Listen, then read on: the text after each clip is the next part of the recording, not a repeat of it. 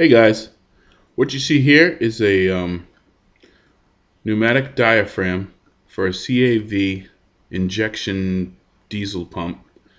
Goes to my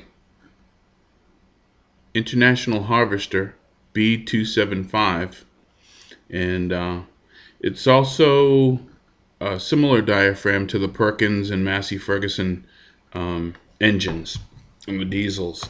The reason I'm showing you this is because I just rebuilt this diaphragm.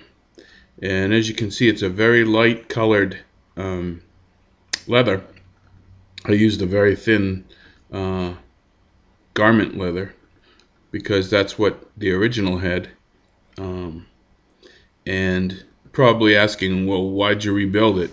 The reason is they're very hard to find, and when you can find them, they're $40, which isn't necessarily a problem, but I figured, I'll give it a try, see if I can get this thing rebuilt and save on the time, money, and frustration of trying to track one down online.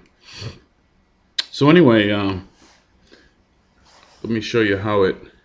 I know, don't criticize me for my welding. This actually right here, it was just a rivet that was peened over, large the end. Actually, the steel end or the rod end to this connector right here goes all the way through. This large washer fits over it that supports the leather. Let me show you how this leather, it's kind of tight right now, but it should loosen up as the diesel fuel soaks into it. You can see where I put it in, and actually on the originals there's two thin sheets of leather that are over this, but I just used the one. It's all I had, and this rivet or this spacer actually goes in between these two pieces here to secure the second piece of leather. So since I didn't have a second piece of leather, I didn't use it. I did, however, have to grind off the radius that was on top of the rod here where it was peened over to hold it in place. And then once I got this leather, there's these two rings. You can see these dark steel rings here.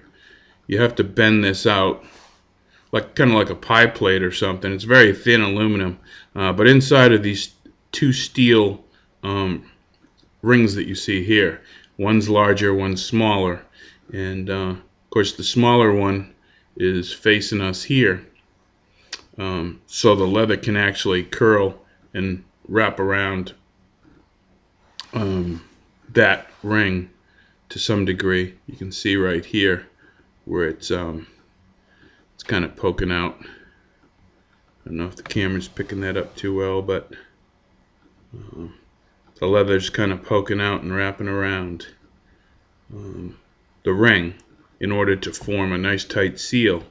So anyway, I just wanted to let you know, for those folks out there that have either Massey Ferguson or Perkins engines, or mine's an International Harvester, but again, you can do it. It takes a little. This took me about an hour out in my shop, and I'm sorry I don't have the actual footage of the rebuild, but I don't have any electricity out in the shop. So, but I did want to show you, and I'll include some pictures on how it comes out, and the governor itself, the internal parts of the governor, so you can see that it was pretty well damaged. And of course, when it is damaged, what will happen is your engine will rev. It'll go out of control. The acceleration will be uncontrollable, and you'll have to shut it off. And that's what I was doing with mine. So hopefully this helps you guys. Some of you guys who have older, mine's a 1959 International Harvester B-275, and maybe I have some pictures on the computer. Maybe I can get a hold of some of those to put on the final. But anyway, I'll let you know. I'll give you an update when I get this all installed, and let you know how it operates and how it runs in the engine. Thanks, guys.